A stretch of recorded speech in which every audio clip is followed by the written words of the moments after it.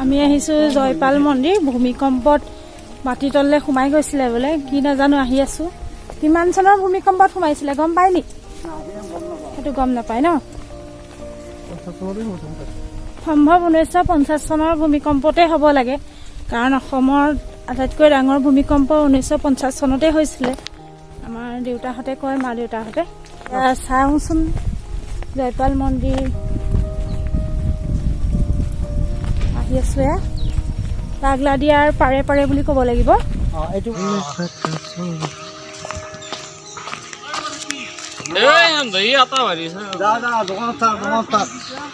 মাছ ভাঙন মাছ আছে ন? অকণমান দেখুৱাই দিব নি বাৰু? অঁ অঁ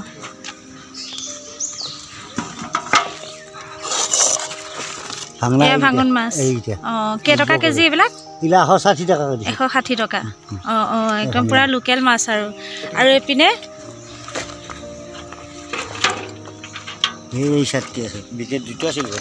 অঁ অঁ এইবিলাক কেইটকাকৈ? 130কে নিব। 130কে। অঁ অঁ অঁ লৈ গ'লোহেঁতেন, কিন্তু আমি গোলাঘাট যাম। গোলাঘাটৰ পৰা আহিছোঁ। এতিয়া নিলে মানে গাড়ীত বেয়া হ'ব যে। অঁ অঁ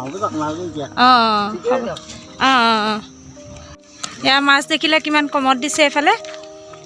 চালোঁ, কিন্তু লৈ যাব নোৱাৰিম, গাড়ীত বেয়া হৈ যাব।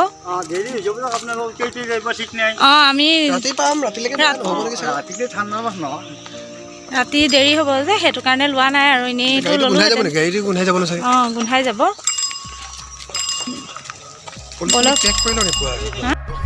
এয়া মথাউৰিয়েদি আহি আছোঁ পাগলা দিয়াৰ পাৰে পাৰে।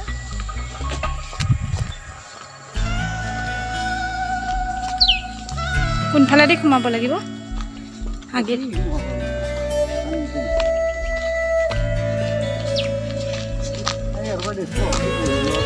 অঁ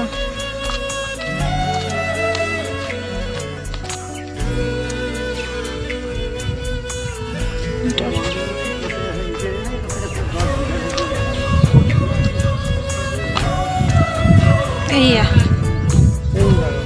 চোন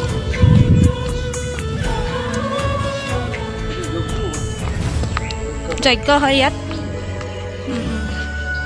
শিৱ মন্দিৰ ন?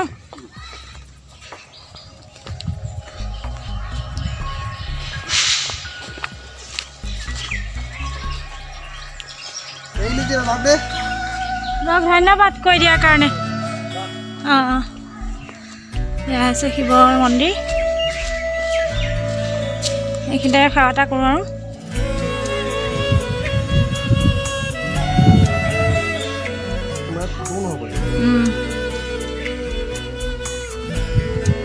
চাৰিওফালৰ পৰিৱেশটো এবাৰ দেখুৱাই দিছোঁ।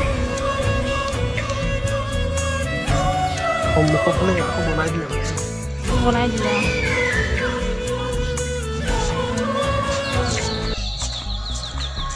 আচলতে সন্মুখৰ ফালে মন্দিৰ বনাই দিলে। 1950 চনৰ ভূমিকম্পতে হ'ব লাগে।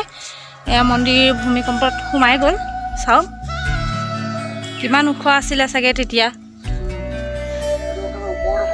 অঁ এয়া ওপৰৰ অংশ মন্দিৰৰ। ভাবক কিমান সোমাই গ'ল। এয়া সন্মুখত পাছত বনাই দিলে সম্ভৱ। পুখুৰী এটাও আছে এইফালে।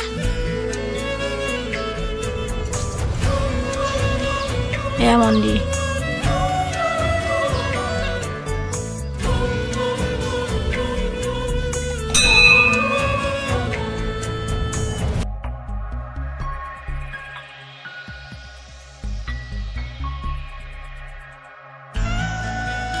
এয়া মন্দিৰৰ ভিতৰ ভাগ।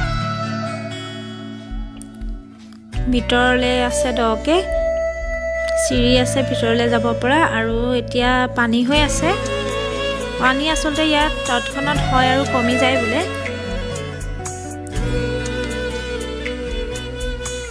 মন্দিৰৰ ভিতৰখিনি বহুত দ হ'ব লাগিব, কাৰণ বহুত তললৈ সোমাই আছে মন্দিৰ। আৰু এয়া হৈছে নলবাৰীৰ জয়পাল মন্দিৰ।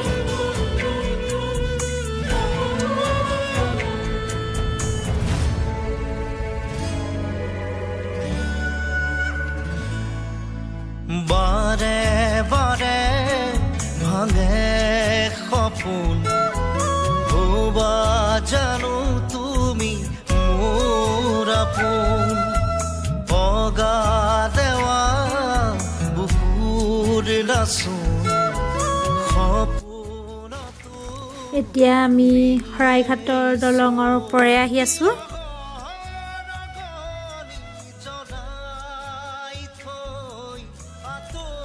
বন্ধুসকল, আজি ভিডিঅ'টো চাই কেনে পালে বাৰু? যদি ভিডিঅ'টো চাই ভাল পালে ভিডিঅ'টো লাইক কৰিব, কমেণ্ট কৰিব, ভিডিঅ'টো শ্বেয়াৰ কৰিব আৰু জ্যোতিষ ব্লগ চেনেলটো ছাবস্ক্ৰাইব কৰা নাই যদি ছাবস্ক্ৰাইব কৰি ল'ব। আজিলৈ আহোঁ তেন্তে, বাই বাই। জানো তুমি মোৰ আপোন